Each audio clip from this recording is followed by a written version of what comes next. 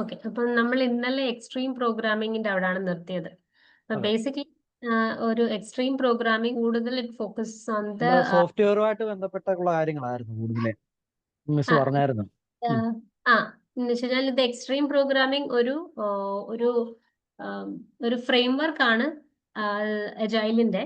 പക്ഷെ അത് കൂടുതലും ഫോക്കസ്ഡ് ഒരു ഡെവലപ്മെന്റ് ടീം ഫോക്കസ് ചെയ്യേണ്ട ഏരിയാസ് ആണ് എക്സ്ട്രീം പ്രോഗ്രാമിംഗ് കൂടുതലും കവർ ചെയ്യുന്നത്.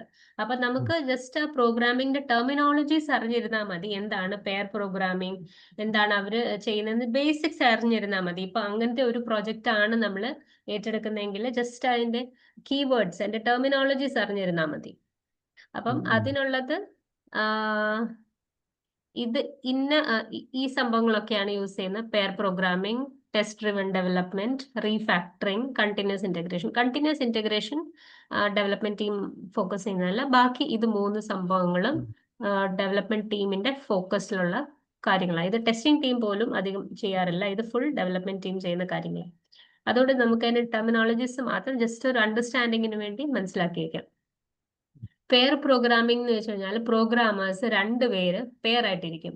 Suppose you and me, we both are sitting in working on a project. Okay, നമുക്ക് ഒരു ജിറ തന്നു, അല്ലെങ്കിൽ ഒരു ചേഞ്ച് റിക്വസ്റ്റ്, ഒരു റിക്വയർമെന്റ് തന്നു. ആ റിക്വയർമെന്റിന്റെ അകത്ത് for the time being you will be the mentor and I will be the person who will be writing the code. Okay, so you will tell ഈ കോഡ് നമുക്ക് ഇന്ന രീതിയിൽ എഴുതാം, അതിൻ്റെ അകത്ത് ഇന്ന സ്റ്റെപ്സ് ഒക്കെ എഴുതുക, അതിൻ്റെ അകത്ത് ഇന്ന സംഭവം ഇൻക്ലൂഡ് ചെയ്യും, ആ കോഡ് എഴുതുക, ഫോർ ലൂപ്പ് എഴുതുക, ആ ലൂപ്പ് എഴുതുക, ഇത് എഴുതുക എന്ന് പറഞ്ഞ് ഒരാൾ പറയും.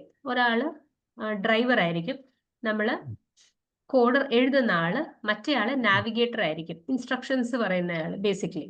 അപ്പം ഈ റോള് ഇന്റർചേഞ്ചബിൾ ആയിട്ട് അവർ മാറി മറിഞ്ഞും കളിക്കും. എന്ന് വെച്ച് കഴിഞ്ഞാൽ അടുത്തത് കുറച്ച് കാര്യങ്ങള് നാവിഗേറ്റർ പറഞ്ഞു കഴിഞ്ഞിട്ട് ഡ്രൈവർ എഴുതും, കോഡ് എഴുതും.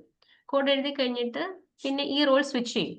ഡ്രൈവർ നാവിഗേറ്റർ ആവും, നാവിഗേറ്റർ ഡ്രൈവർ ആവും. അങ്ങനെ റോൾ സ്വിച്ച് ചെയ്ത് ചെയ്യുന്ന ഒരു കാര്യം. അപ്പം ഇങ്ങനെ ചെയ്യുമ്പം ഈ ആള് ചിന്തിച്ച് ചെയ്യുന്ന രീതി ആയിരിക്കില്ല ചിലപ്പോൾ മറ്റേ ആള് ചെയ്യുന്നത്.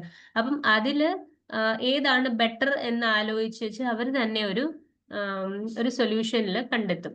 പിന്നെ അവർക്ക് എറേഴ്സ് കുറഞ്ഞു കിട്ടും. ഒരാൾ തന്നെ കോഡ് എഴുതുമ്പം അതിൻ്റെ അകത്തെ എറേഴ്സ് മറ്റേ ആൾക്ക് കണ്ടുപിടിക്കാൻ പറ്റത്തില്ല. അയാൾ അപ്പം ഇൻസ്ട്രക്ഷൻസ് മാത്രമേ കൊടുക്കുന്നുള്ളൂ.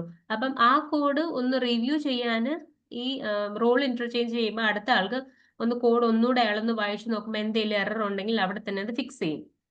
പിന്നെ അതിനുള്ള ചേഞ്ചസും കൂടെ പറഞ്ഞ് അങ്ങനെ പോകുന്ന ഒരു സംഭവമാണ് പെയർ പ്രോഗ്രാമിംഗ്. അപ്പൊ ഇതിന്റെ അകത്ത് നോളജ് ഷെയറിംഗ് ഉണ്ട്. ഒരാൾക്ക് അറിയാൻ വയ്യാത്ത കാര്യം പറഞ്ഞു കൊടുക്കും. റിയൽ ടൈം എറർ കറക്ഷൻ ഉണ്ട്, ഇംപ്രൂവ്ഡ് ഡിസൈൻ. ഇപ്പം 2 പേര് ഇപ്പൊ ഒരാള് നാവിഗേറ്റർ ആകുമ്പോൾ അയാൾ ബെറ്റർ ഡിസൈനിങ് സൊല്യൂഷൻസ് ഉണ്ടെങ്കിൽ അത് ഇംപ്രൂവൈസ് ചെയ്യാം ആ പ്രൊജക്റ്റിൽ. അങ്ങനത്തെ ഒരു സംഭവമാണ് പെയർ പ്രോഗ്രാം. അടുത്തയാണ് test driven development. Test driven development എന്ന് വെച്ച് കഴിഞ്ഞാൽ നമ്മൾ ഈ ഡെവലപ്പേഴ്സ് ആദ്യം ടെസ്റ്റ് കേസസ് എഴുതും.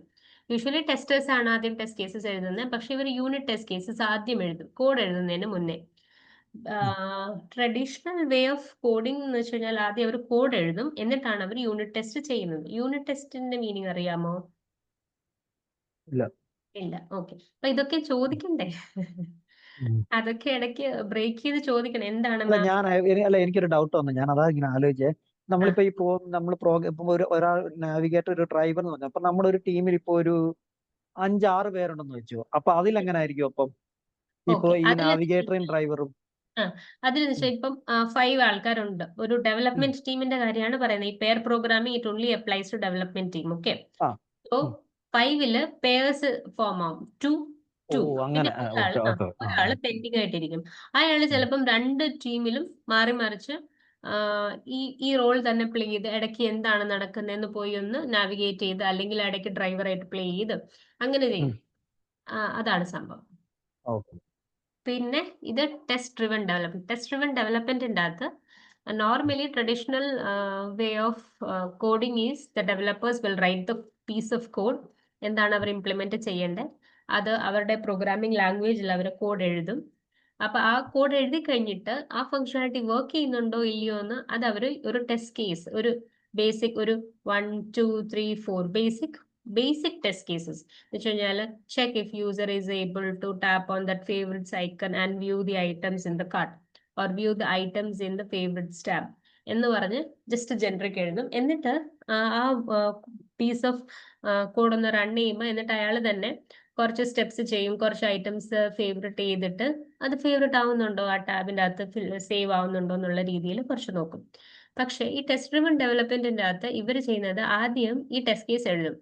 അപ്പം ടെസ്റ്റ് കേസിന്റെ അകത്ത് ഇത്രയും പറയുന്നുള്ളൂ എന്ന് വെച്ച് കഴിഞ്ഞാൽ ബട്ടനെ ക്ലിക്ക് ചെയ്യണം, ബട്ടനെ ക്ലിക്ക് ചെയ്തിട്ട് ഒരു ഐറ്റം ആഡ് ആയി, അടുത്ത ബട്ടനെ ക്ലിക്ക് ചെയ്യുമ്പോൾ അടുത്ത ഫേവറേറ്റ്സിലേക്ക് ക്ലിക്ക് ചെയ്യുമ്പോൾ അടുത്ത ഐറ്റം ആഡ് ആവും എന്ന് പറഞ്ഞൊരു സെറ്റ് ഓഫ് ടെസ്റ്റ് കേസസ് എഴുതും. എന്നിട്ട് അതിനനുസരിച്ചായിരിക്കും അവർ കോഡ് എഴുതുന്നത്. അപ്പൊ ഇതിൻ്റെ അകത്ത് എന്ന് വെച്ച് കഴിഞ്ഞാൽ വേണ്ടാത്ത കോഡ്, റിഡണ്ടന്റ് കോഡ് അല്ലെങ്കിൽ unwanted piece of code can be avoided. Just ആ ടെസ്റ്റ് സ്റ്റെപ്പ് വായിക്കുന്നു, അതിനനുസരിച്ചുള്ള ടെസ്റ്റ് അവർ കോഡ് എഴുതുന്നു. അങ്ങനെയാണ് ടെസ്റ്റ് ഡ്രിവൺ ഡെവലപ്മെന്റ്. ഇതും ഡെവലപ്മെന്റ് റിലേറ്റഡ് അപ്രോച്ച് ആണ്.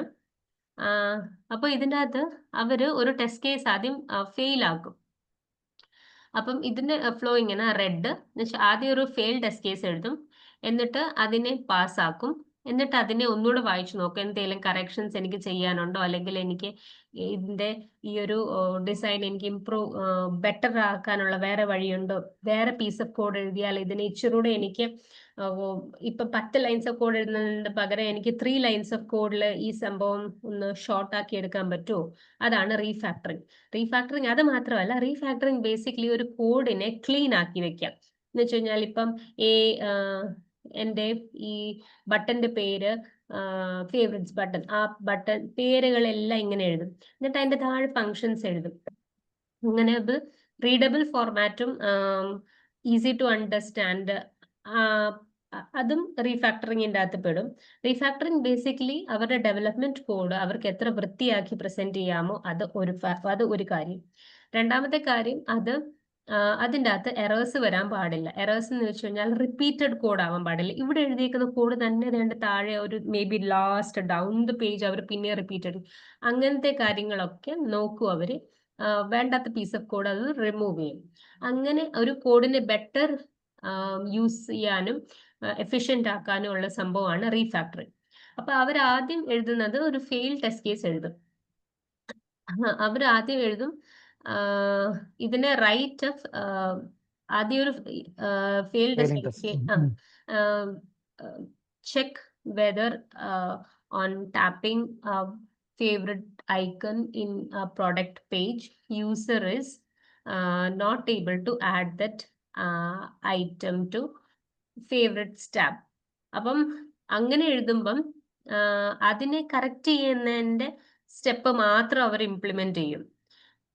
അവർ ഈ ഒരു സിനാരിയോ ഇങ്ങനെ വന്നു കഴിഞ്ഞാൽ എനിക്ക് എന്ത് പീസ് ഓഫ് കോഡ് എഴുതണം, മിനിമം പീസ് ഓഫ് കോഡ് എഴുതണം, അത് പാസ് ചെയ്യാൻ, ആ ടെസ്റ്റ് കേസ് പാസ് ചെയ്യാനുള്ള.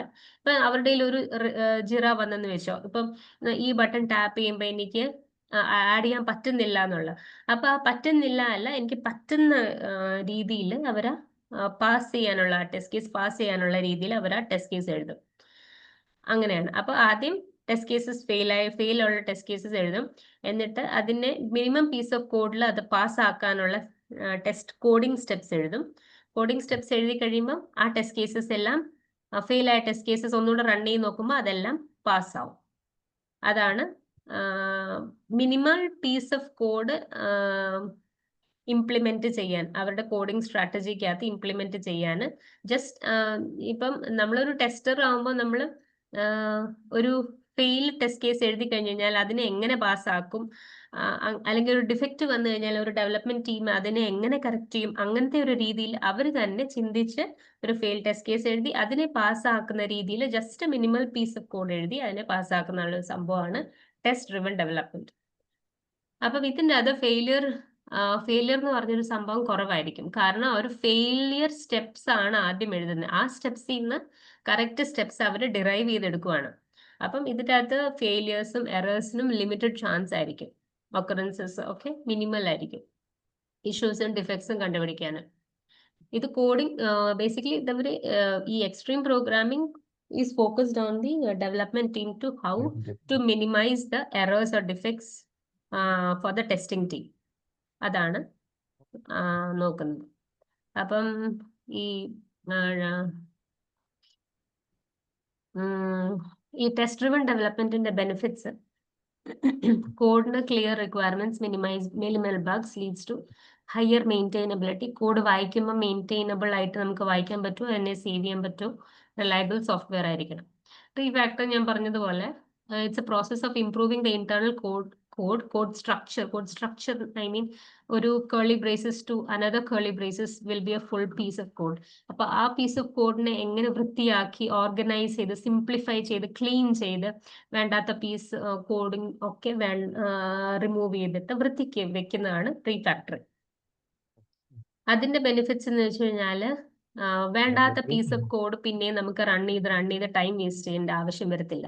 ഐ മീൻ ഈ ചില കേസസിൽ വരും, ഇപ്പം ഡെവലപ്പർ ഒരു പീസ് ഓഫ് കോഡ് എഴുതി, ഇത്ര പീസ് ഓഫ് കോഡ് എഴുതി, എന്നിട്ട് കുറച്ച് കഴിയുമ്പോൾ ആ ആള് മാറി വേറെ ഒരാൾ വരും. അപ്പം വേറെ ഒരാൾ ഈ പീസ് ഓഫ് കോഡ് വായിച്ചു നോക്കുമ്പോൾ എന്തിനാ ഇയാള് വെറുതെ ഇത്രയും സ്റ്റെപ്സ് എഴുതുന്നത്, നമുക്ക് വേണമെങ്കിൽ ഈ ഒരു ചെറിയൊരു ഷോർട്ടായിട്ട് 2 പീസ് ഓഫ് കോഡിൽ ഇപ്പോഴത്തെ പുതിയ ടൂൾ വെച്ചിട്ടോ അല്ലെങ്കിൽ അയാളുടെ പുതിയ ഡിസൈൻ ടെക്നോളജി വെച്ചിട്ട് അത് റീഫാക്ടർ ചെയ്ത് അത് ഷോർട്ടാക്കി സസ്റ്റൈനബിൾ പീസ് ഓഫ് കോഡ് ആക്കും. അപ്പം അതാണ് ഇതിന്റെ റീഫാക്ടറിങ്ങിന്റെ ബെനിഫിറ്റ് എന്ന് വെച്ച് കഴിഞ്ഞാൽ എഴുതിയ കോഡ് ഒന്നുകൂടെ നോക്കി നമ്മൾ റിവ്യൂ ചെയ്യുന്ന സംഭവമില്ലേ, ഒരു ഡോക്യുമെന്റ് ഒരാൾ പ്രിപ്പയർ ചെയ്ത് അടുത്ത ആൾ റിവ്യൂ ചെയ്യുന്ന ആ സംഭവമാണ്. അപ്പൊ റീഫാക്ടറിങ്ങിൽ വേസ്റ്റ് പീസ് ഓഫ് കോഡുകളെല്ലാം റിമൂവ് ആവും, ആവശ്യമുള്ള കോഡ് മാത്രം നമ്മൾ റൺ ചെയ്ത് എഫിഷ്യന്റ് ആക്കും. അതാണ്. പിന്നെ കണ്ടിന്യൂസ് ഇന്റഗ്രേഷൻ. എന്ന് പറയുമ്പോൾ ഇത് ഒരു സോഫ്റ്റ്വെയർ ഡെവലപ്പ് ആയി. ഓക്കെ, ഇപ്പം ഒരു ഡെവലപ്പർ ഒരു പീസ് ഓഫ് കോഡ് എഴുതി, അതിനെ അവരുടെ ഒരു സിസ്റ്റത്തിലേക്ക് ഇപ്പം ഞാനൊരു 10 പീസസ് ഓഫ് കോഡ് എഴുതി, 10 പീസസ് ഓഫ് കോഡ് എഴുതിയിട്ട് ഞാൻ എൻ്റെ സിസ്റ്റത്തിൽ സേവ് ചെയ്യും. Okay fine. നെക്സ്റ്റ് ഇപ്പൊ എൻ്റെ സിസ്റ്റം അടിച്ചു പോയി കഴിഞ്ഞാൽ എന്ത് പറ്റും? ഞാൻ അത്രയും വർക്ക് ചെയ്തത് വേസ്റ്റ് ആവത്തില്ലേ? അപ്പൊ അവർ ചെയ്ത 10 piece of code working fine ആണെങ്കിൽ അത് അവർ പുഷ് ചെയ്യും ഒരു സെൻട്രൽ റിപ്പോസിറ്ററി എന്ന് പറയും.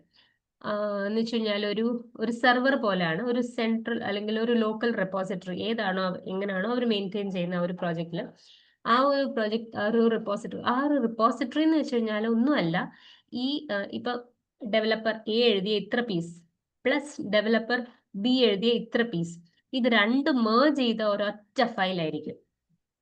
സോറി, മനസ്സിലായോ? ഈ റെപ്പോസിറ്ററി എന്ന് വെച്ച് കഴിഞ്ഞാൽ നിങ്ങളുടെ സിസ്റ്റത്തിലൊന്നും അല്ല ഇത് സേവ് ചെയ്യുന്നത്. ഞാൻ ഒരു സെർവറിലോ അല്ലെങ്കിൽ ഏതെങ്കിലും ഒരു വേറൊരു സ്ഥലത്തായിരിക്കും എൻ്റെ റിപ്പോസിറ്ററി സേവ്. അത് കാരണം നിങ്ങളുടെ സിസ്റ്റത്തിൽ എന്തെങ്കിലും പറ്റിക്കഴിഞ്ഞു കഴിഞ്ഞാൽ കുഴപ്പമില്ല, നമുക്ക് അത് അവിടെ നിന്ന് എടുക്കാം, ബാക്കപ്പ് ചെയ്ത് എടുക്കാം എന്നുള്ളൊരു കോൺസെപ്റ്റിൽ അവിടെ ഒറ്റ ഫയൽ മെയിൻറ്റെയിൻ ചെയ്യും. എന്ന് വെച്ച് കഴിഞ്ഞാൽ ഡെവലപ്പർ ഇത്ര കോഡ് പീസ് എഴുതി അതിനെ സേവ് ചെയ്തു, അതിനെ കമ്മിറ്റ് കൊടുക്കും, ഈ റിപ്പോസിറ്ററിയിലേക്ക് കമ്മിറ്റ് കൊടുക്കും. അപ്പം ഇത്ര പീസ് അവിടെ വന്നു. അതിന്റെ മേളില് ഇപ്പം വേറൊരാള് ഈ സെയിം പീസ് ഓഫ് കോഡിന്റെ മേളില് ഇപ്പം ഇയാള് തന്നെ ഉച്ച കഴിഞ്ഞിട്ട് ബാക്കി പീസ് ഓഫ് കോഡ് ഇംപ്ലിമെന്റ് ചെയ്ത് ഇതിനെ ഫുൾ ഇത്രയാക്കി കഴിഞ്ഞിട്ട് ഒന്നുകൂടെ പുഷ് ചെയ്ത് കമ്മിറ്റ് ചെയ്ത് കഴിയുമ്പം അത്രയും പീസ് ആ റിപ്പോസിറ്ററിയിൽ അപ്ഡേറ്റ് ആവും. അപ്പം ഇതുപോലെ പല ഡെവലപ്പേഴ്സും ചേഞ്ച് ചെയ്യുന്ന പല കോഡുകളും ഒറ്റ ഫയലായിട്ട് റിപ്പോസിറ്ററിയിൽ സേവ് ആവും, അവരുടെ പ്രോജക്ട് ഫോൾഡറിന്റെ അകത്ത് സേവ് ആവും. അതാണ് ഈ ഒരു റിപ്പോസിറ്ററി കോൺസെപ്റ്റ്. മനസ്സിലായോ? അപ്പം അതിൻ്റെ അകത്ത് കണ്ടിന്യൂസ് ഇന്റഗ്രേഷൻ എന്ന് വെച്ച് കഴിഞ്ഞാല് ഇപ്പം ഡെവലപ്പർ എ ഒരു പീസ് ഓഫ് കോഡ് എഴുതി, അതുപോലെ ഡെവലപ്പർ ബി ഒരു പീസ് ഓഫ് കോഡ് എഴുതി. അപ്പൊ ഇവർ പലരും ഓരോ പീസ് ഓഫ് കോഡ് ചേഞ്ച് ചെയ്ത് ആ റെപ്പോസിറ്ററിയിൽ അപ്ഡേറ്റ് ചെയ്യുന്നുണ്ട്. അപ്പം ഇയാള് ബേസിക്കലി ഇവര് ഓരോ ചേഞ്ച് ചെയ്ത് കഴിയുമ്പം ഓരോ ബിൽഡ് ജനറേറ്റ് ചെയ്യണം. എന്ന് വെച്ച് കഴിഞ്ഞാൽ ഇപ്പം അടുത്ത ദിവസം ഇന്നത്തെ ഇപ്പൊ എന്തെങ്കിലും മേജർ ഒരു ഇഷ്യൂ ഉണ്ട്, ഒരു ബഗ് കണ്ടുപിടിച്ചു ടെസ്റ്റർ, ആ ബഗിന്റെ ഫിക്സ് ഡെവലപ്പർ എ ഫിക്സ് ചെയ്തു, അതിന്റെ ഇപ്പം വർക്കിംഗ് മോഡൽ ക്രിയേറ്റ് ചെയ്തു, അതിന്റെ കോഡ് പുഷ് ചെയ്തു റെപ്പോസിറ്ററിയിലേക്ക്. അപ്പൊ ചേഞ്ചസ് ഇപ്പൊ അവിടെ ഉണ്ട്. അപ്പൊ ആ ചേഞ്ചസ് നമ്മുടെ ടെസ്റ്ററിന് ശരിക്കും പറഞ്ഞു കഴിഞ്ഞാൽ ഒരു ഫയലായിട്ട് കിട്ടും. ആ ഫയൽ അവർ ഡൗൺലോഡ് ചെയ്തെടുക്കണം ആ റെപ്പോസിറ്ററിന്ന്. അപ്പം ഡെവലപ്പർ എക്ക് ഇത് തലവേദനയാ. ഇപ്പൊ ഒരു പീസ് ഓഫ് കോഡ് ഞാൻ ഇപ്പം നിങ്ങൾക്ക് തന്നു. അപ്പൊ അതിന്റെ ഇടയ്ക്ക് വേറൊരു ഡിഫക്റ്റും കണ്ടുപിടിച്ച് അതിന്റെ ഇടയ്ക്ക് ഡെവലപ്പർ ബി അടുത്ത കോഡ് ചേഞ്ചസ് ചെയ്തുകൊണ്ടിരിക്കുക. ഇപ്പൊ ഞാൻ ചെയ്ത ചേഞ്ചസ് ഇപ്പൊ ഞാൻ പുഷ് ചെയ്തതേ ഉള്ളൂ. അപ്പം ഈ ടെസ്റ്ററിന് ഈ ചേഞ്ച് ചെയ്ത സംഭവങ്ങൾ റിപ്പോസിറ്ററി കിടക്കുക. അപ്പം ഇയാൾക്ക് ഈ റെപ്പോസിറ്ററിയുമായിട്ട് ബന്ധമില്ല. ഈ ടെസ്റ്ററിന് ശരിക്കും ടെസ്റ്റബിൾ പീസ് ഓഫ് കോഡ് വേണം. അതൊരു എക്സിക്യൂട്ടബിൾ ഫയലിന്റെ രൂപത്തിൽ .ipയോ അല്ലെങ്കിൽ .apk ഫയലോ ഏതെങ്കിലും ഒരു ഫയൽ രൂപത്തിൽ അവർക്ക് അവരുടെ കയ്യിൽ വേണം അത് വാലിഡേറ്റ് ചെയ്യാൻ. അപ്പൊ ഈ ഡെവലപ്പറിന്റെ തലവേദനയായി. അപ്പൊ ഇനി ഇതിന്റെ പീസ് ഓഫ് കോഡ് ഉണ്ടാക്കി ഈ ഡെവലപ്പറിന് കൊടുക്കണം. ഇനി അടുത്തത് വന്നിട്ടുണ്ട് ഇനിയിപ്പം സപ്പോസ് ഈ ഡെവലപ്പറിന് ഒന്നുകൂടെ ഒരു ബഗ് ടെസ്റ്റേഴ്സ് കണ്ടുപിടിച്ച് അസൈൻ ചെയ്തിട്ടുണ്ട്. ഇനി അടുത്ത തലവേദന എന്നാന്ന് വെച്ച് കഴിഞ്ഞാൽ ആ പീസ് ഓഫ് ആ ഒരു ബഗ് ഫിക്സ് ചെയ്ത് അതിന്റെ കോഡ് ABCD കോഡ് എഴുതി അതും ഞാൻ ഇനി അപ്ലോഡ് ചെയ്തിട്ട് അതും ഞാൻ ഇനി ഒരു ഡെലിവറബിൾ ഫോർമാറ്റ് ഒരു ഫയലിലാക്കി അവർക്ക് കൊടുക്കണം. അപ്പൊ എന്റെ തലവേദന എന്നാന്ന് വെച്ച് കഴിഞ്ഞാൽ ഒരു ഡെവലപ്പറിന്റെ തലവേദന എന്ന് വെച്ച് കഴിഞ്ഞാൽ ഞാൻ ഈ ചേഞ്ച് ചെയ്യുന്ന കോഡും എനിക്ക് കോഡ് ഉണ്ടാക്കാനും ഇതിനേ സമയമുള്ളൂ. ഞാൻ എന്റെ കോഡ് ഇത്ര പീസ് ഓഫ് കോഡ് എഴുതിയിട്ട് പുഷ് ചെയ്യുന്നത് മാത്രമാണെങ്കിൽ എനിക്ക് സമാധാനമുണ്ട്. ബാക്കി ഈ പുതിയൊരു ഫയൽ ജനറേറ്റ് ചെയ്യുന്നതും ഷെയർ ചെയ്യുന്നതും റെപ്പോസിറ്ററി തന്നെ അതിൻ്റെ അകത്തൊരു സിസ്റ്റം ഉണ്ട്. അതാണ് കണ്ടിന്യൂസ് ഇന്റഗ്രേഷൻ സിസ്റ്റം. എന്ന് വെച്ച് കഴിഞ്ഞാൽ ഇപ്പൊ 10 ഡെവലപ്പേഴ്സ് ഒരു മണിക്കൂറിൽ 10 ചേഞ്ചസ് പുഷ് ചെയ്തെന്ന് വെച്ച് കഴിഞ്ഞാൽ അപ്പൊ ഈ കണ്ടിന്യൂസ് ഇന്റഗ്രേഷൻ എന്ന് പറഞ്ഞ ഇതിനകത്തൊരു ടൂൾ ഉണ്ട്. ആ ടൂള് ഈ ഒരു മണിക്കൂർ സെറ്റ് ചെയ്തിട്ടുണ്ട്. അപ്പം ഇപ്പം 7:51 അടുത്ത 8:51 എന്ന് പറഞ്ഞ് 1 hour ടൈം അവിടെ സെറ്റ് ചെയ്തിട്ടുണ്ടെങ്കിൽ 7 o'clock ആദ്യത്തെ ഒരു ബിൽഡ് ജനറേറ്റ് ആവുന്നത്. പിന്നെ അടുത്തത് 8 o'clock. അപ്പൊ ഈ 8 o'clock ബിൽഡ് ജനറേറ്റ് ആകുമ്പോൾ ആ ഒരു മണിക്കൂറിനകത്ത് ഏതൊക്കെ ഡെവലപ്പേഴ്സ് കോഡ് കമ്മിറ്റ് ചെയ്തിട്ടുണ്ടോ അതിനെല്ലാം ഒരുമിച്ചെടുത്ത് സേവ് ചെയ്ത് ഒരു മെഷീൻ റൺ ചെയ്യുന്ന പോലെ റൺ ചെയ്തിട്ട് അതിൻ്റെ അകത്തൊരു ഔട്ട്പുട്ട് ജനറേറ്റ് ചെയ്യും. ആ ഔട്ട്പുട്ട് ആയിരിക്കും ഒരു ഫയൽ, എക്സിക്യൂട്ടബിൾ ഫയലും. ഈ ഫയലിനെ ഇനി നമ്മുടെ ഡെവലപ്പേഴ്സിന് ആ സൈറ്റിൽ കയറി ഡൗൺലോഡ് എടുത്താൽ മതി. മനസ്സിലായോ? അപ്പം ബേസിക്കലി ഒരു സൈക്കിൾ അല്ലെങ്കിൽ ഒരു ടൂള് കണ്ടിന്യൂസ്ലി റൺ ചെയ്യുന്നുണ്ട്. എന്നുവെച്ചാൽ ഇപ്പൊ അതിൻ്റെ അകത്ത് ടൈം സെറ്റ് ചെയ്തിട്ടുണ്ട്. ഇപ്പം 1 hour അല്ലെങ്കിൽ ഇപ്പം 4 hours എത്രയാണെന്ന് വെച്ചാൽ അതിൻ്റെ അകത്ത് ടൈം സെറ്റ് ചെയ്യുന്നതിനനുസരിച്ച് അത്രയും മണിക്കൂർ കഴിഞ്ഞിട്ട് എന്തൊക്കെ ചേഞ്ചസ് ചെയ്തിട്ടുണ്ടോ അതിനനുസരിച്ച് അതൊരു ബിൽഡ് ജനറേറ്റ് ചെയ്യും, ready to share for the testers. അതാണ് കണ്ടിന്യൂസ് ഇന്റഗ്രേഷൻ. അപ്പൊ ഇതെല്ലാം ബേസിക്കലി നമ്മുടെ ഡെവലപ്പേഴ്സിന്റെ ഈസിന് വേണ്ടിയിട്ടുള്ളതാണ്. ഞാൻ പറഞ്ഞ പോലെ എക്സ്ട്രീം പ്രോഗ്രാമിംഗിന്റെ ഫീച്ചേഴ്സ് ആണ്. ഓക്കെ, അപ്പം ഈ continuous integration and continuous deployment എന്ന് പറഞ്ഞൊരു ഡെവോപ്സ് എന്ന് പറഞ്ഞൊരു വേറൊരു മോഡലാണ്. എന്ന് വെച്ച് കഴിഞ്ഞാൽ കണ്ടിന്യൂസ് ഡെവലപ്പേഴ്സ് ഡെവലപ്പ് ചെയ്തുകൊണ്ടിരിക്കുന്ന കോഡ് കണ്ടിന്യൂസ്ലി ഓപ്പറേഷൻസ് ടീം ആ കോഡിനെ അതൊരു വലിയൊരു സംഭവമാണ്. ഡെവോപ്സ് ജസ്റ്റ് ഒന്ന് നോക്കിയാൽ മതി. ഇത് ഡെവലപ്മെന്റ് ടീമും ഓപ്പറേഷൻസ് DevOps എന്ന് പറയുന്നത് നമ്മുടെ ഓപ്പറേഷൻ ടീമും മറ്റേ ഡെവലപ്പർ ടീമും ഒരുമിച്ച് ചെയ്യുന്നതല്ലേ? അതെ ഒരുമിച്ച് വെച്ചാൽ ഇതിനകത്ത് പല കാര്യങ്ങളുണ്ട്.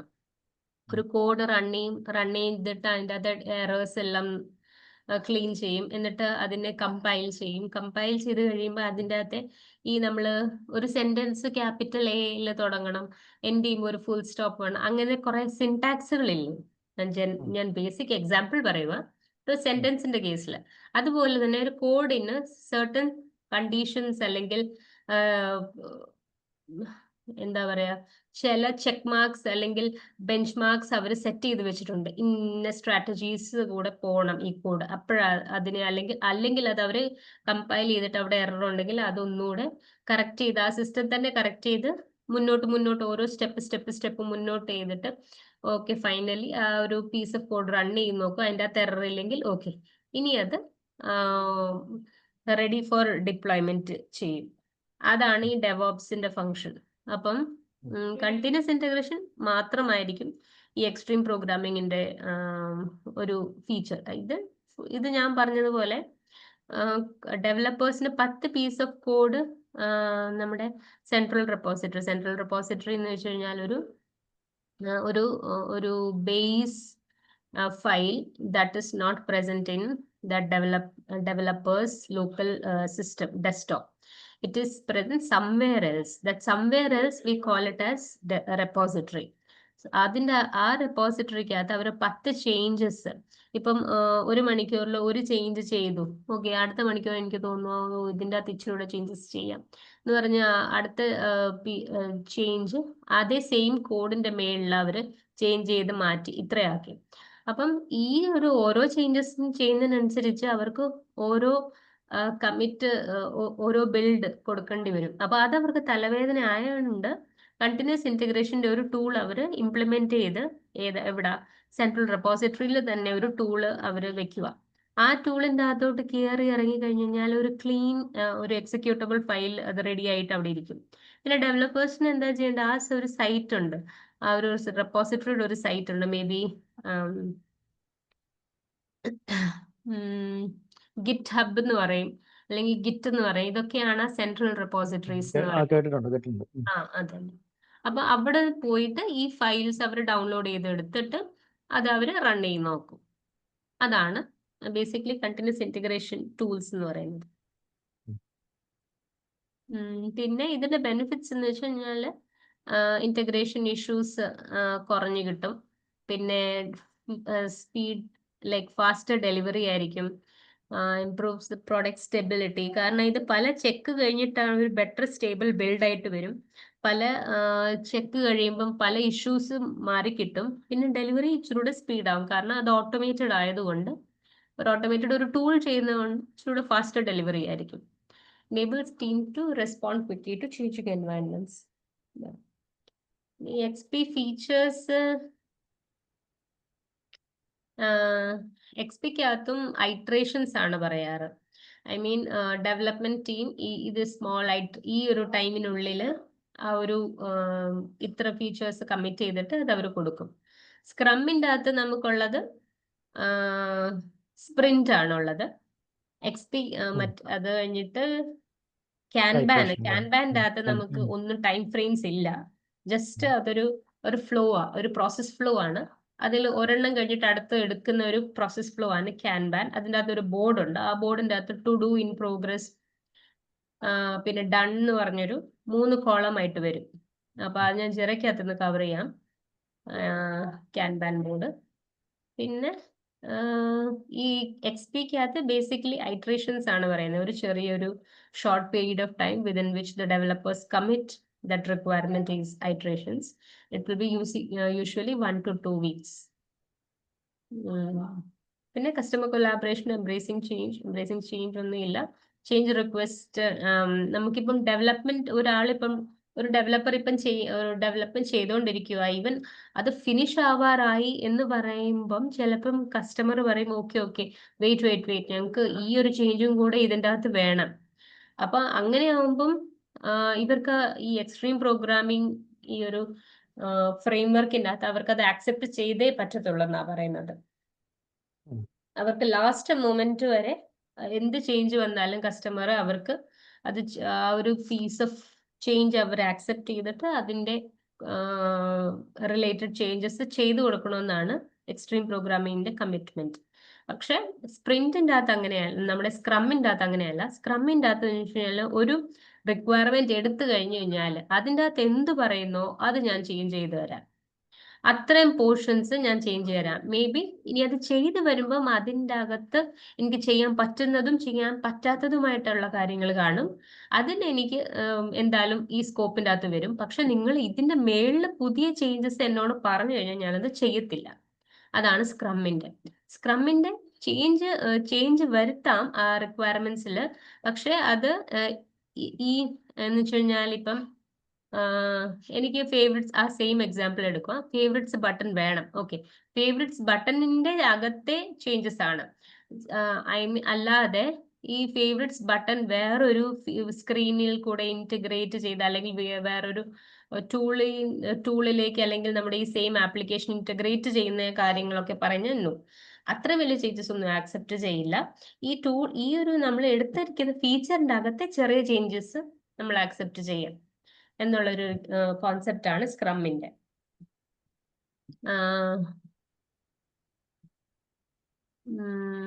പിന്നെ ഇത്രയേ ഉള്ളൂ. പിന്നെ അജൈൽ റൂൾസ് ആൻഡ് റെസ്പോൺസിബിലിറ്റീസ് നമ്മൾക്ക് ഏറെക്കുറെ അറിയാമല്ലോ. അത് ഞാൻ ഇനിയും പറഞ്ഞു തരേണ്ട ആവശ്യമില്ലല്ലോ. ഓക്കെ അല്ലേ ജോബി? അതെ. ഓക്കെ. ഇനി സ്ക്രം വാല്യൂസ് ജസ്റ്റ് ഒന്ന് വായിച്ചു നോക്കിയാൽ മതി. അത് വലിയ സംഭവങ്ങളൊന്നും ഇല്ല. Commitment, courage, focus, openness, respect. എന്തെങ്കിലും ഡൗട്ട് ഉണ്ടെങ്കിൽ എന്നോട് പറഞ്ഞാൽ മതി. ജസ്റ്റ് വായിച്ചു പോകാനുള്ള സംഭവങ്ങളേ ഉള്ളൂ. പിന്നെ ജസ്റ്റ് ഒരു ഓവറോൾ സമ്മറി ആയിട്ട് തന്നേക്കുക. Product backlog will be handled by ആരായിരിക്കും? Product owner. അതെ, പ്രൊഡക്റ്റ് ഓണർ. ആൻഡ് അതിൻ്റെ അകത്ത് പ്രയോറിറ്റൈസ്ഡ് റിക്വയർമെന്റ്സ് കാണും. അവരൊരു ഇന്ന കളറിലെ അല്ലെങ്കിൽ ഇന്ന സെറ്റ് ഓഫ് റിക്വയർമെന്റ്സ് അവർക്കുണ്ട്. അപ്പോൾ അതായിരിക്കും പ്രയോറിറ്റി. സ്പ്രിന്റ് പ്ലാനിങ്ങിൽ ഒരു സെലക്ടഡ് പീസ് ഓഫ് റിക്വയർമെന്റ്സ് അവരെടുക്കും, അല്ലെങ്കിൽ ടാസ്ക് അവരെടുക്കും. എന്നിട്ട് അതിന്റെ ഗോൾ സെറ്റ് ചെയ്യും. ഇത്ര ടൈമിനുള്ളിൽ അവർക്ക് കൊടുക്കണം. Sprint execution, develop, test, daily stand-ups ഇതൊക്കെ ആയിരിക്കും. Sprint review, retrospective. Sprint review എന്ന് വെച്ച് കഴിഞ്ഞാൽ ഞാൻ ചെയ്ത പീസ് ഓഫ് കോഡിനെ ഒരു ഡെമോ ആക്കി കസ്റ്റമറിനെ കാണിക്കുക. ഹേ ലുക്ക്, നമ്മൾ ഇതിപ്പം എന്നോട് ഇപ്പോൾ സപ്പോസ് ഒരു പുതിയ ഒരു പേജ് തന്നെ ക്രിയേറ്റ് ചെയ്യാൻ പറഞ്ഞു എന്ന് വെച്ച് കഴിഞ്ഞാൽ, ഇപ്പൊ കസ്റ്റമർ ഫീഡ്ബാക്കിന്റെ അല്ലെങ്കിൽ കോൺടാക്ടേഴ്സിന്റെ ഏതെങ്കിലും ഒരു പുതിയ പേജ് ക്രിയേറ്റ് ചെയ്യാൻ പറഞ്ഞു കഴിഞ്ഞാൽ, ആ പേജ് ഡെവലപ്പേഴ്സ് ആ പേജ് ക്രിയേറ്റ് ചെയ്തിട്ട് അതിന്റെ ഡെമോ കാണിക്കുന്നതായിരിക്കും സ്പ്രിന്റ് റിവ്യൂ. അതിൻ്റെ അകത്ത് ഇപ്പം കസ്റ്റമേഴ്സ് എന്തെങ്കിലും ക്ലയൻസ് എന്തെങ്കിലും ചേഞ്ച് സജസ്റ്റ് ചെയ്യുവാണെങ്കിൽ ആ ചേഞ്ചസും ഇംപ്ലിമെന്റ് ചെയ്ത് കൊടുക്കേണ്ട ബാധ്യതയും നമ്മുടെ ടീമിനുണ്ട്. അതെല്ലാം ഡിസ്കസ് ചെയ്യുന്നത് സ്പ്രിന്റ് റിവ്യൂ കോളിലായിരിക്കും. റെട്രോസ്പെക്റ്റീവ് ഞാൻ നേരത്തെ ആ ഒരു ബോർഡ് കാണിച്ചതുപോലെ വാട്ട് വെന്റ് വെൽ. ഇതിനെപ്പറ്റി ഞാൻ ഒന്നുകൂടെ പറയണോ അതോ ഇത് ഓക്കെയാണോ? റെട്രോസ്പെക്റ്റീവ് ഞാൻ ഒന്നുകൂടെ പറയാം. ഞാനത് ഓർക്കുന്നില്ല അല്ലേ? ഓർക്കുന്നില്ല. ഞാൻ സ്ക്രീൻ ക്ലോസ് ചെയ്തല്ലോ.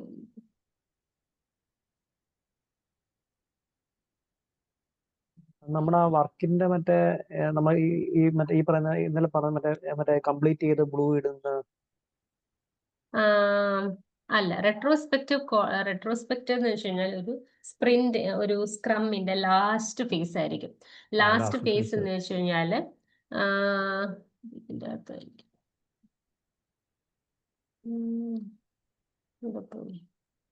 അതിന്റെ അകത്ത് എന്ന് വെച്ച് കഴിഞ്ഞാല് ഇപ്പം പേഴ്സണെ what went well, what went bad, what could have been improved എന്നുള്ളൊരു കോളം. ഞാൻ ഒരു മിനിറ്റ് ഇതിന്റെ നോളജ് ബേസ് റെട്രോസ്പെക്റ്റീവ്.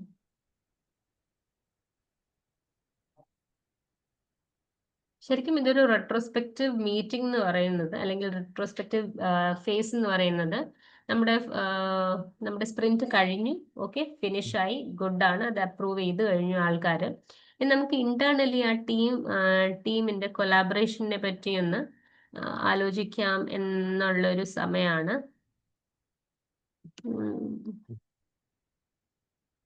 മാറ്റാൻ പറ്റും book mark.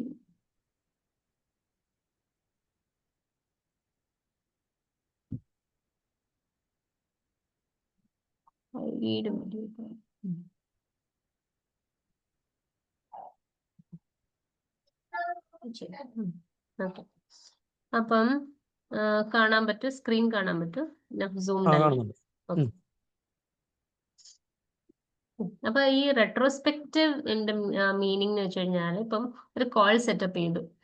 Scrum master will be the main person for initiating the retrospective meeting. He'll pull in all the team members.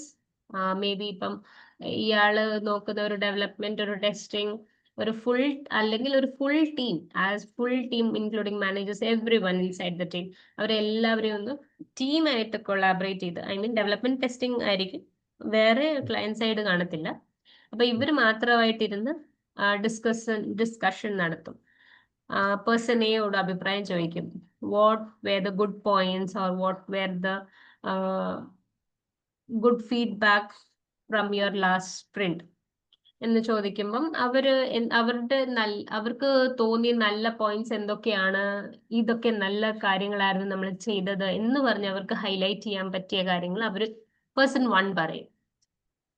അതുപോലെ അടുത്ത് ചോദിക്കും എന്തെങ്കിലും ഇംപ്രൂവ് ചെയ്യാനുണ്ടോ, അല്ലെങ്കിൽ എന്തെങ്കിലും നിങ്ങൾക്ക് ബാഡായിട്ട് തോന്നിയോ, അല്ലെങ്കിൽ ഈ ഇതുപോലെ ചെയ്യേണ്ട കാര്യം വേറൊരു രീതിയിൽ ചെയ്യാമായിരുന്നു എന്നുള്ളൊരു ഒപ്പീനിയൻ എന്തെങ്കിലും ഉണ്ടോ, what could have been improved in the system, or what was considered as wrong in your perspective എന്ന് ചോദിക്കുമ്പോൾ അയാൾ പറയുന്ന കുറച്ച് കാര്യങ്ങൾ അത് നോട്ട് ചെയ്ത് എഴുതണം. ഇതെല്ലാം നോട്ട് ചെയ്യുന്നതെന്ന് വെച്ച് കഴിഞ്ഞാൽ അതിൻ്റെ അകത്ത് എന്തെങ്കിലും കാര്യമുണ്ടോ, ഇവർ ഈ പറയുന്നതിൽ എന്തെങ്കിലും കാര്യമുണ്ടോ, ഉണ്ടെങ്കിൽ അതിനെ ഐഡിയാസ് ആയിട്ട് എടുത്തിട്ട് അതിനെ ആക്ഷനബിൾ ഐറ്റംസ് ആയിട്ട് എടുത്തിട്ട് നമ്മുടെ അടുത്ത സ്പ്രിന്റിൽ ഈ കുറവുകളൊക്കെ ഇംപ്രൂവൈസ് ചെയ്തെടുത്തിട്ട് ഐ മീൻ ബെറ്റർ സൊല്യൂഷൻസ് ആക്കി നമുക്ക് അതിനെ മാറ്റാം. അതാണ് റെട്രോസ്പെക്റ്റീവിന്റെ അതിന്റെ തീം അല്ലെങ്കിൽ അതിന്റെ മോട്ടോ. എന്തെങ്കിലും ബാഡ് റിവ്യൂസ് അല്ലെങ്കിൽ എന്തെങ്കിലും ബെറ്റർ ഐഡിയ, അതെ, ഒരു ഇംപ്രൂവ്മെന്റ്. അത് തന്നെ. ഒന്ന് നമ്മൾ വിശദീകരണം നടത്തത്തില്ലേ, എങ്ങനെയുണ്ടായിരുന്നു, അല്ലെങ്കിൽ ഒരു വീട്ടിൽ പോയിട്ട് കഴിയുമ്പോൾ, അല്ലെങ്കിൽ പുതിയ വീട് പണിതു അതിനെപ്പറ്റി നമ്മളൊന്ന് ഡിസ്കഷൻ ചെയ്യത്തില്ലേ, അത് നല്ലതായിരുന്നു, ഇത് ബാഡായിരുന്നു, അത്രയുള്ളൊരു സംഭവമാണ്. പക്ഷെ ഇതിൻ്റെ അകത്ത് നമ്മുടെ സ്ക്രം മാസ്റ്റർ അയാൾക്കൊരു പ്രത്യേക റോളുണ്ട്. he'll analyze the good points. He'll keep the good points as it is. He'll try to maintain those good points. Along with that, he'll try to incorporate the bad points and make them into good actionable items. അതിനെ എങ്ങനെ ഒരു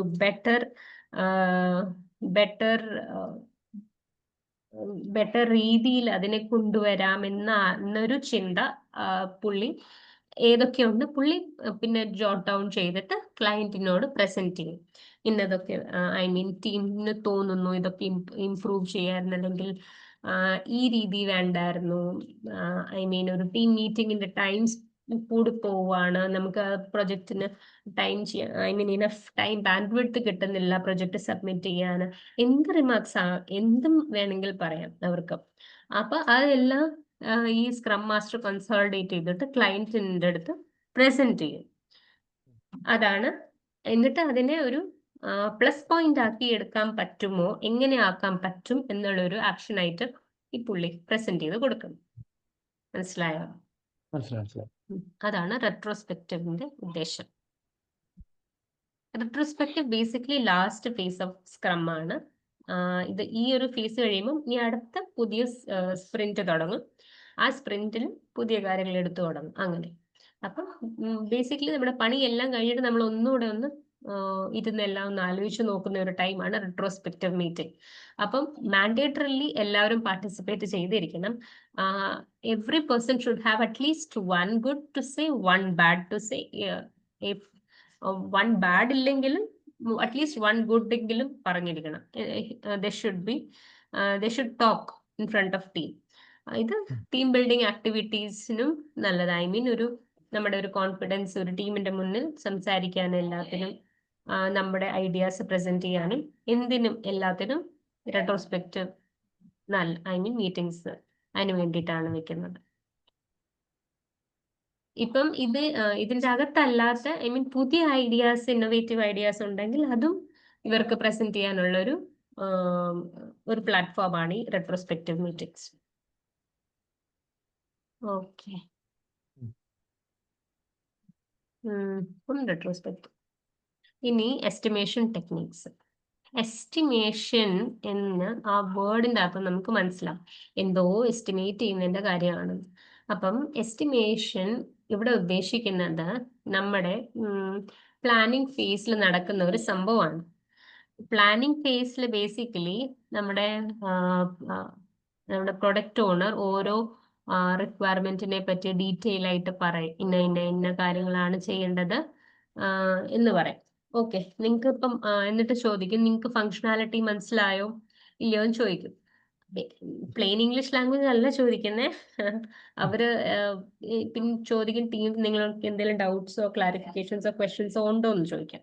അപ്പം നമുക്ക് എന്തെങ്കിലും questions ഉണ്ടെങ്കിൽ നമ്മൾ അവരോട് functionality എന്താണെന്ന് മനസ്സിലാക്കി തറോ ആയിട്ട് മനസ്സിലാക്കി വെക്കണം. ഓക്കെ, അപ്പൊ അതിന്റെ ഒരു ഫങ്ഷണാലിറ്റിക്ക് ഒരു UI സ്ക്രീൻ മാത്രമല്ല വരുന്നത്, അതിന്റെ ബാക്ക് എൻഡ് ഉണ്ട്, അതിന്റെ ഡേറ്റാബേസ് ഉണ്ട്, പിന്നെ അതിന്റെ ഡെവലപ്മെന്റ് ടീം അതിനെപ്പറ്റി ആലോചിക്കണം, ടെസ്റ്റേഴ്സ് അതിനെപ്പറ്റി ആലോചിക്കണം, അങ്ങനെ പല ടീംസ്, എല്ലാ ടീംസും കാണും ഒരു സ്പ്രിന്റ് പ്ലാനിങ്ങിൽ. അതുകൊണ്ടാണ് എല്ലാ ടീംസിനെയും വെച്ചിട്ട് എസ്റ്റിമേഷൻ ആ സമയത്ത് ചെയ്യുന്നതാണ്, പ്ലാനിങ്ങിന്റെ സമയത്ത് ചെയ്തതാണ്.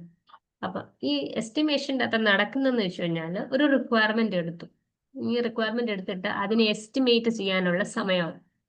എസ്റ്റിമേറ്റ് എന്ന് വെച്ച് കഴിഞ്ഞാൽ ഇത് എത്രമാത്രം കോംപ്ലക്സ് ഒരു റിക്വയർമെന്റ് ആണ്. ചിലത് നമുക്ക് വായിച്ചു കഴിയുമ്പോൾ തന്നെ മനസ്സിലാവും, അയ്യോ ഇത് വെരി സിമ്പിൾ ആണ്, ഓക്കെ ഫൈൻ, ഇത് നമുക്ക് എടുക്കാൻ പറ്റും, അടുത്ത റിക്വയർമെന്റ് അത് നമുക്ക് എടുക്കാൻ പറ്റും. ഓക്കെ, ചിലത് നമ്മൾ ആലോചിച്ച് നോക്കും, ഓക്കെ ഇതിന് നമുക്ക് കുറച്ച് ടൈം വേണ്ടി വരുമല്ലോ, കാരണം ഇത് കോംപ്ലക്സ് ആയിട്ടുള്ളത് അല്ലേ? കോംപ്ലക്സ് ആയിട്ടുള്ളത്, മീഡിയം ടു കോംപ്ലക്സ് നമുക്കൊന്ന് ആലോചിച്ച് നോക്കേണ്ടി വരും. ട്രിവിയൽ അല്ലെങ്കിൽ സിമ്പിൾ അതൊക്കെ നമുക്ക് ഏറ്റെടുക്കാൻ പറ്റും.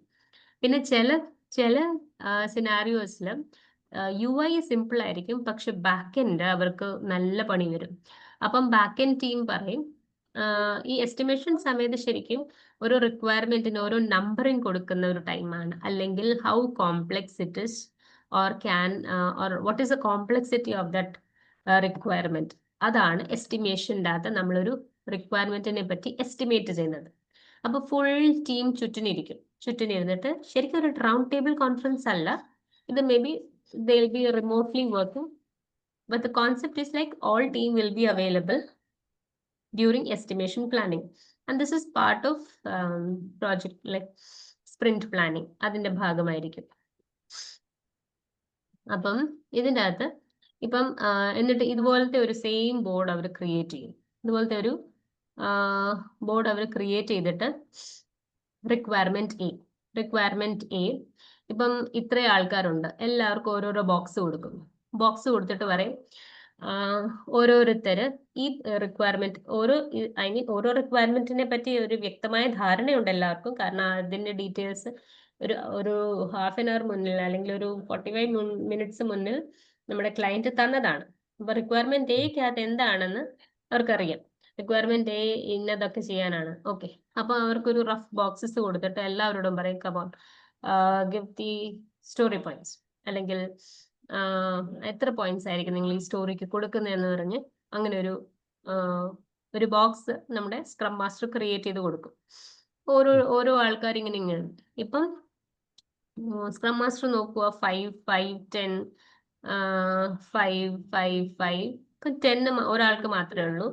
അപ്പോൾ ആ ആളോട് ചോദിക്കും, ഓക്കെ എന്താണ് ഫോർ ഗിവിങ് 10 സ്റ്റോറി പോയിന്റ്സ്, എന്ത് കോംപ്ലക്സിറ്റി ആണ് കൂടുതൽ നമ്മൾ കണ്ടതെന്ന് വെച്ച് കഴിഞ്ഞാൽ, why you are giving 10 story points. Okay, so that person will explain from his point of view. ആ ആള് പറയാണ്, എനിക്ക് ഇത് പ്ലെയിൻ നേരെ നോക്കുമ്പോൾ എനിക്ക് ഫൈൻ ആണ്, ഓക്കെ ആണ്, പക്ഷെ ഞാൻ ഓർക്കുവാണ് ഇതിൻ്റെ അകത്ത് ഈ ഒരു ഫീച്ചർ അല്ലെങ്കിൽ ഈ ഒരു സംഭവം ചെയ്ത് കഴിയുമ്പം എക്സിസ്റ്റിംഗ് ഫങ്ഷനാലിറ്റി ചിലപ്പം ബ്രേക്ക് ആവാൻ ചാൻസ് ഉണ്ട്. അപ്പം എനിക്ക് അതിൽ കുറച്ചുകൂടെ ഇതിനെ സെക്യൂർ ആക്കിയിട്ട് ബാക്കി ഫങ്ഷനാലിറ്റി എനിക്ക് ഒന്നുകൂടെ ഒന്ന് ചെക്ക് ചെയ്ത് നോക്കേണ്ടി വരും. എനിക്ക് ആ ബാക്ക് എൻഡോ അല്ലെങ്കിൽ എന്തെങ്കിലും ആയിക്കോട്ടെ, ഞാൻ ജസ്റ്റ് ഒരു കോണ്ടെക്സ്റ്റ് പറഞ്ഞുതരാൻ ഞാൻ പറയുവാണ്. അപ്പം ആൾക്ക് തോന്നുവാണ്, എനിക്ക് എൻ്റെ ടീമിനനുസരിച്ച് എനിക്ക് തോന്നുവാണ് ഈ ഒരു വർക്ക് ഇഫേർട്ട് പോരാ ഇതിന്. ഇത് UI കാണുമ്പം സിമ്പിൾ ആണ്, പക്ഷെ ഇതിൽ ഈ ഒരു ഇതിനു വേണ്ടി ഒരു പുതിയ എനിക്ക് പേജ് ക്രിയേറ്റ് ചെയ്യേണ്ടി വരും എൻ്റെ പീസ് ഓഫ് വർക്കിൽ. അതല്ലാതെ എനിക്ക് അതിൻ്റെ ഫുള്ള് ഇൻ്റഗ്രേഷൻസ് ഒക്കെ ഫുൾ എനിക്ക് നോക്കേണ്ടി വരും. അപ്പം എനിക്ക് കുറച്ചുകൂടെ ടൈം വേണം എന്ന് പറഞ്ഞ് പറയുവാണെങ്കിൽ, and that is acceptable for that project, for that product owner, അവർക്കും അത് റീസണബിൾ ആയിട്ട് തോന്നുവാണെങ്കിൽ okay, they'll say okay fine, go ahead, give it 10 story points for that requirement എന്ന് പറയും. അപ്പം 10 story points ബേസിക്കലി ഒരു ഹൈ ആയിട്ട് പറഞ്ഞു വന്നത്, അത് ഡിപ്പെൻഡിങ് അപ്പോൺ ഓരോ എസ്റ്റിമേഷൻ സ്ട്രാറ്റജിക്ക് അനുസരിച്ചാണ്, ഓരോ എസ്റ്റിമേഷൻ ടെക്നിക്ക് അനുസരിച്ചാണ് ഓരോ പോയിന്റ്സ് കോംപ്ലക്സ് ആണോ ഈസി ആണോ എന്ന് പറഞ്ഞ് വരുന്നത്. അപ്പം ബേസിക് സംഭവം എന്നെ എസ്റ്റിമേഷനിൽ നടക്കുന്നതെന്ന് മനസ്സിലായോ ജോബി? സംഭവം ഐ മീൻ ഉം. പറഞ്ഞു തരാനല്ല, അല്ലെങ്കിൽ കോൺസെപ്റ്റ് കുറച്ച് മനസ്സിലായോ? കുറച്ച് മനസ്സിലായി. ഒരു സ്റ്റോറിനെ നമ്മൾ എസ്റ്റിമേറ്റ് ചെയ്ത് അതിന് പോയിന്റ്സ് ഇടുന്ന സംഭവമാണ് എസ്റ്റിമേഷൻ ടെക്നിക്സ്. ഉം. ഓക്കെ, പ്ലെയിൻ ഇംഗ്ലീഷിൽ പറഞ്ഞു കഴിഞ്ഞാൽ. ഉം. പിന്നെ ഇതിന് പല രീതിയിൽ പല ടീംസ് പല പ്രോജക്റ്റിൽ പല ടൈപ്സ് ഓഫ് എസ്റ്റിമേഷൻ ടെക്നിക്സ് ആയിരിക്കും യൂസ് ചെയ്യുന്നത്. പ്ലാനിംഗ് പോക്കർ ആദ്യത്തെയാണ്. മോസ്റ്റ് കോമൺലി യൂസ് ചെയ്യുന്നത് ഈ സ്റ്റോറി പോയിന്റ്സ് ആയിരിക്കും. ചില ടീംസ് ടീഷർട്ട് സൈസിങ്ങും യൂസ് ചെയ്യും. ഇതെല്ലാം യൂസ് ചെയ്യുന്നുണ്ട്. അപ്പൊ it all depends upon project to project. ഏത് പ്രോജക്ട് എങ്ങനെ വർക്ക് ചെയ്യുന്നു, ആ കമ്പനിയുടെ സ്ട്രാറ്റജി നോംസിനനുസരിച്ച് അത് ഓൾറെഡി പ്രീ ഡിസൈൻഡ് ആയിരിക്കും. അപ്പൊ ജസ്റ്റ് നമ്മൾ അതിനെ ഫോളോ ചെയ്യുക എന്നുള്ളതേ ഉള്ളൂ. നമുക്ക് വേറെ ഒപ്പീനിയൻസും കാര്യങ്ങളും അധികം കാണില്ല. അല്ലെങ്കിൽ നമ്മൾ സജസ്റ്റ് ചെയ്യുന്ന സ്റ്റോറി പോയിന്റ്സിന് പുതിയൊരു പുതിയൊരു ഷീറ്റ് ഇറ്റ് സെൽഫ് നമ്മൾ ക്രിയേറ്റ് ചെയ്തിട്ട് അത് പ്രസന്റ് ചെയ്ത് ക്ലയന്റിനോട് ഒരു മീറ്റിംഗ് അവരുമായിട്ട് വെച്ച് ഇതിനെക്കാട്ടിലും നല്ലത് നമുക്ക് ഇതായിരിക്കും. കാരണം ഇതിൻ്റെ അകത്ത് full screen full team visibility ഉണ്ട്. അറ്റ് ദ ടൈം സെയിം നമുക്ക് ട്രാക്കിംഗ് അത് ഈസി ചെയ്യാൻ പറ്റും എന്ന് പറഞ്ഞൊരു ഒരു എന്താണ് ഒരു എന്താ ഒരു നമ്മൾ പറയത്തില്ല, നമ്മൾ പറഞ്ഞ് കാര്യം നേടിയെടുക്കാൻ, അല്ലെങ്കിൽ അവരെ നമ്മളെ വശത്താക്കാന്നൊക്കെ പറയത്തില്ലേ, അത് പറഞ്ഞ് മിടുക്കോടെ കൺവിൻസ് ചെയ്ത് ആ ഒരു കാര്യം പ്രസന്റ് ചെയ്ത് അവരെ കൊണ്ട് അക്സെപ്റ്റ് ചെയ്യുന്ന രീതിയിൽ പ്രസന്റ് ചെയ്ത് കഴിഞ്ഞാൽ പല ക്ലയൻസും അത് എടുക്കാറുമുണ്ട്, അക്സെപ്റ്റ് ചെയ്യാറുമുണ്ട്. അവർക്ക് അതുപോലത്തെ അപ്രിസിയേഷൻ കിട്ടാറുമുണ്ട്. അപ്പം അതിന് ഇച്ചിരി കൂടെ കറേജും ധൈര്യവും ഒക്കെ വേണം. കാരണം അത് ഫുള്ള് പിന്നെ നമ്മുടെ ആയിരിക്കും responsibility. Now the team will not look into it. So you should, when you own up things independently, then you should have that guts to take it forward. അപ്പൊ അതിന്റെ full front to last full നമ്മൾ ഇനി drive ചെയ്യാനുള്ള capability ഉണ്ടാവുമെങ്കിൽ അത് present ചെയ്യാം, അത് go head ചെയ്യാം. അപ്പം ആദ്യത്തെ പ്ലാനിംഗ് പോക്കറിന്റെ അകത്ത് നമ്മൾ നമ്പേഴ്സ് കൊടുക്കുന്നത് ഫിബൊനാക്കി സീക്വൻസിലായിരിക്കും. ഫിബൊനാക്കി സീക്വൻസ് 1, 2, 3 ഇതൊക്കെ ബേസിക്കലി സിമ്പിൾ വൺസ് ആണ്. പിന്നെ ഇത് മീഡിയം, പിന്നെ 5 little complex, 13 with like highly complex or critical kind of requirements. അങ്ങനെ നമുക്ക് ഓരോ ടീമിന് ഈ ഫിബൊനാക്കി സീരീസ് വെച്ചിട്ടായിരിക്കും 1, 3, 5, 7, 8, 13. പിന്നെ ടീഷർട്ട് സൈസിങ് ഇതിൻ്റെ അകത്ത് നമ്മൾ ടീഷർട്സിന്റെ സൈസ് പറയത്തില്ലേ, XS, small, medium, large, XL, XXL എല്ലാം ഉണ്ട് ഇതിൻ്റെ അകത്ത്. XXL, XXXL അങ്ങനെ നമ്മൾ ടീഷർട്ടിന് സൈസിങ് കൊടുക്കുന്ന പോലെ തന്നെയായിരിക്കും നമ്മളൊരു സ്റ്റോറിക്ക് സൈസിങ് കൊടുക്കുന്നത്. ഇത് ഓക്കെ, വെരി ട്രിവിയൽ ആണ്, ചേഞ്ചസ് ചെയ്യാൻ പറ്റും. ഓക്കെ, സ്മോൾ ഇതിൽ നമുക്ക് ഒരു 1 ഡേക്കുള്ളിൽ ചെയ്യാൻ പറ്റുന്ന ഒരു സംഭവമാണ്. മീഡിയം നമുക്ക് might require 1 to 3 days. Large it might require 5 to 7 days എന്ന് പറഞ്ഞൊരു അപ്രോക്സിമേഷൻ നമ്മുടെ മനസ്സിൽ പോവും ഈ ടീഷർട്ട് സൈസിങ് എസ്റ്റിമേഷൻ്റെ അകത്ത്. അപ്പൊ നമ്മൾ 5 to 7 ഒരു കോംപ്ലെക്സ് അല്ലെങ്കിൽ ഒരു മീഡിയം ടു ലാർജ് ആണെങ്കിൽ ലാർജിൻ്റെ അകത്ത് കൊടുക്കും. പിന്നെ അതുപോലെ നമ്മൾ മനസ്സിൽ നിന്ന് കാൽക്കുലേറ്റ് ചെയ്ത് നോക്കണം ഇത്ര ദിവസങ്ങൾ ഏകദേശം എടുക്കുമായിരിക്കും. അപ്പൊ അതിനനുസരിച്ച് ഒരു സൈസ് നമ്മൾ സെലക്ട് ചെയ്ത് കൊടുക്കണം. അതാണ് ടീഷർട്ട് സൈസിങ്. പക്ഷെ ഇതിന്റെ ഒരു കുഴപ്പം ഇതാണ്, ഇത് ടീഷർട്ട് സൈസിങ് ആയതുകൊണ്ട് തന്നെ നമുക്ക് ഇതങ്ങോട്ട് കറക്റ്റ് അങ്ങോട്ട് നമുക്ക് മനസ്സിൽ ഊഹിച്ചെടുച്ച് പറയാൻ പാടായിരിക്കും. ലെസ് പ്രിസൈസ് ആയിരിക്കും. It requires translation into numbers later for detail planning.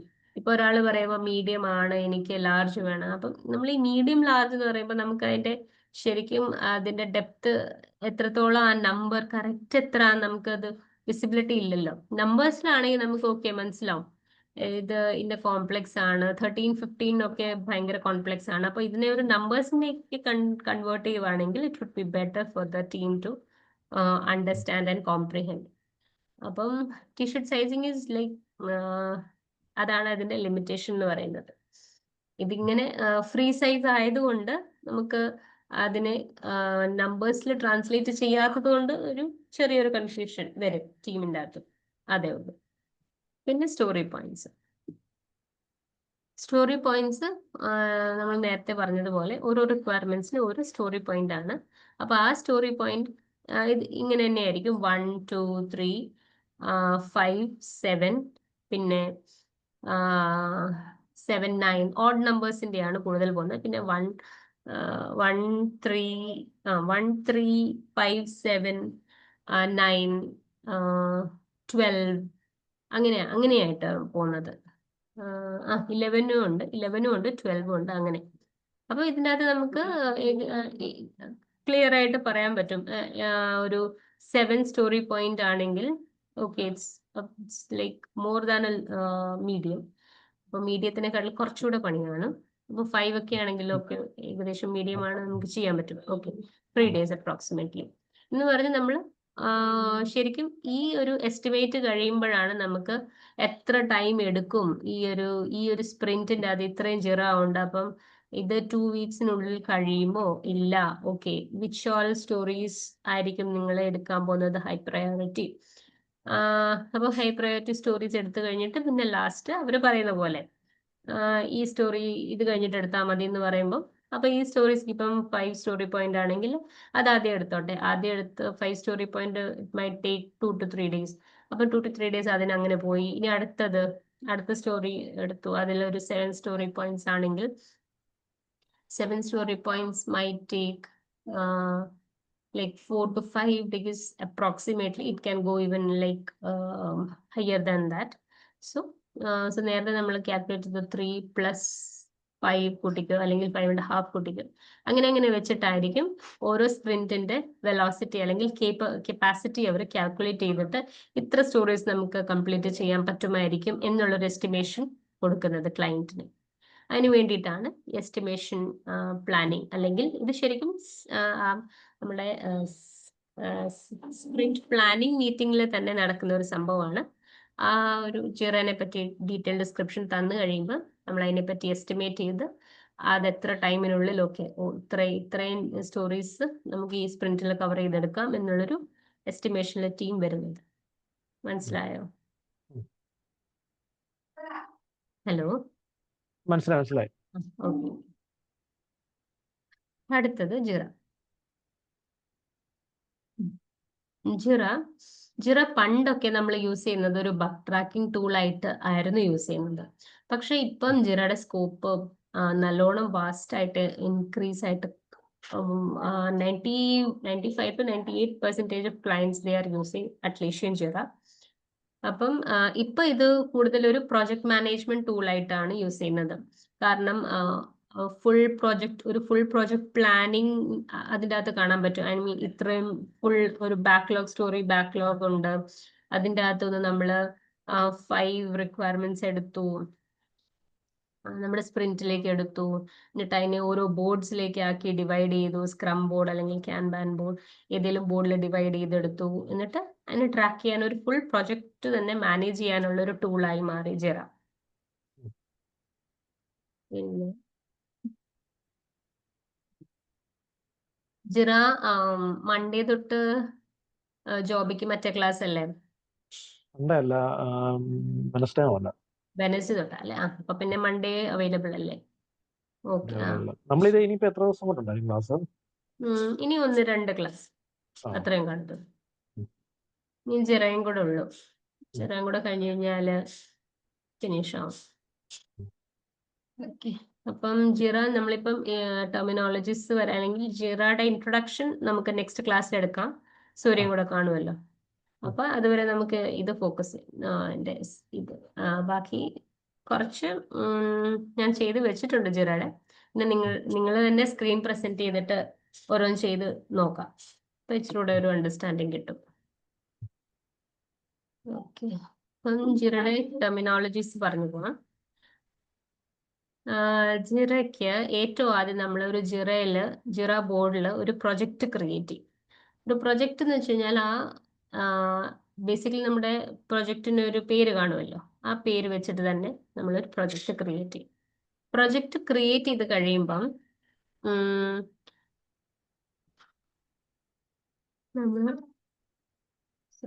Sorry ഇനി അടുത്തത് സ്റ്റോറീസ് ക്രിയേറ്റ് ചെയ്യാനാണ്.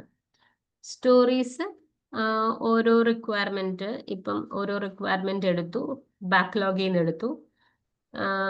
ഇപ്പം ഒരു ബാക്ക്ലോഗിൽ നിന്ന് 5 സെറ്റ് ഓഫ് സ്റ്റോറീസ് എടുത്തു. ഇനി അതിനെ ഓരോന്നിനും ഓരോ സ്റ്റോറി ആയിട്ട് ഇനി കാണാൻ പറ്റും ജിറ ബോർഡിൽ. അപ്പൊ ബേസിക്കലി ഓരോ റിക്വയർമെന്റ് ഒരു സ്റ്റോറി ആയിട്ട് വരും സ്ക്രമിൻ്റെ അകത്ത്. അപ്പൊ 5 സെറ്റ് ഓഫ് സ്റ്റോറീസ് ആണ് നമ്മൾ ബാക്ക്ലോഗിൽ നിന്ന് എടുത്തെങ്കിൽ ആ 5 സ്റ്റോറീസ് നമ്മൾക്ക് അതിന് വേണം. 5 നേരത്തെ അതൊരു ബാക്ക്ലോഗിൻ്റെ അകത്ത് കിടന്ന സംഭവമാണ്. ഐ മീൻ പ്രൊഡക്റ്റ് ഓണറിന്റെ ബാക്ക്ലോഗിൻ്റെ അകത്ത് കിടന്ന സാധനമാണ്. അതിനെടുത്ത് ഞാൻ ഇനി ഒരു സ്റ്റോറി ആക്കാൻ പോവാം. അപ്പൊ ഞാനൊരു സ്റ്റോറി ക്രിയേറ്റ് ചെയ്യുമ്പോൾ അതിന്റെ ഫുൾ ആ സ്റ്റോറിയുടെ പേരെന്താണ്, അതിന്റെ ഡിസ്ക്രിപ്ഷൻ എന്താണ്, അതെന്തിനു വേണ്ടിയിട്ടാണ്, അതിന്റെ ടെക്നിക്കൽ ഡീറ്റെയിൽസ് എന്തൊക്കെയാണ്, അതിന്റെ ഓണർ ആരാണ്, ഐ മീൻ ഒരു സ്റ്റോറിക്ക് ഒരാളിനെ ഒരു ആദ്യം കൊടുക്കുന്നത് ഇവര് എന്തേലും ഇന്റേണൽ ഡിസ്കഷൻസിനോ റിവ്യൂവിന് എന്തേലും വേണം, ഐ മീൻ എന്തേലും പ്ലാനിങ് ആയിട്ട് വേണമെങ്കിലാണ് അവര് റിവ്യൂവിന് കൊടുക്കുന്നത്. അപ്പൊ അതിനൊരു ഒരു സ്റ്റേക്ക് ഹോൾഡർ പ്ലസ് ഒരു ടെക്നിക്കൽ ആർക്കിടെക്ട് കൈൻഡ് ഓഫ് ഒരു കണക്ട് വരും. ഒരു പ്രൊജക്ടിന്റെ ആർക്കിടെക്ചറിനെ കൂടുതൽ മനസ്സിലാക്കാനുള്ള ഒരു സിനാരിയോ ആയിരിക്കും റിവ്യൂ ഫേസ്. അപ്പം എന്തേലും ഒരു ഡെവലപ്മെന്റ് ടീം എടുക്കുന്നതിന് മുന്നേ കുറച്ച് കാര്യങ്ങൾ നമ്മുടെ ആർക്കിടെക്ചർ ടീം ഒന്ന് നോക്കി കഴിഞ്ഞൊന്ന് ഇച്ചിരൂടെ ഒന്ന് ഈസി ആയിട്ട് ഡെവലപ്മെന്റ് ടീമിന് പറഞ്ഞു കൊടുത്തു കഴിഞ്ഞാൽ അവർക്ക് ഇച്ചിരൂടെ എളുപ്പമായിരിക്കും. അങ്ങനെ ചില സ്റ്റോറീസ് ഒക്കെ ഉണ്ട്. അപ്പൊ അത് അവർ റിവ്യൂ ഫേസിലിടും, അല്ലെങ്കിൽ അത് ഡയറക്ട്ലി അവർ ഡെവലപ്മെന്റ് ഒരു പേഴ്സന്റെ പേരിൽ ഒരു സ്റ്റോറി അസൈൻ ചെയ്ത് കൊടുക്കും. പിന്നെ ടാസ്ക്, ഈ സ്റ്റോറിയുടെ തന്നെ നമ്മളൊരു ടാസ്ക് ക്രിയേറ്റ് ചെയ്യും.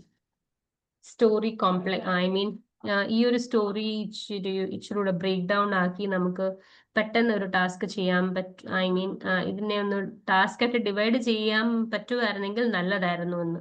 കാരണം അതിന് ഒരു സ്റ്റോറി ഡയറക്റ്റ്ലി തുടങ്ങാൻ ചിലപ്പോൾ പറ്റത്തില്ലായിരിക്കും. അതിന് ടാസ്ക് 1 കംപ്ലീറ്റ് ആയാൽ ഈ സ്റ്റോറിയിൽ ഇച്ചിരൂടെ ഒരു പ്രോഗ്രസ് വരും.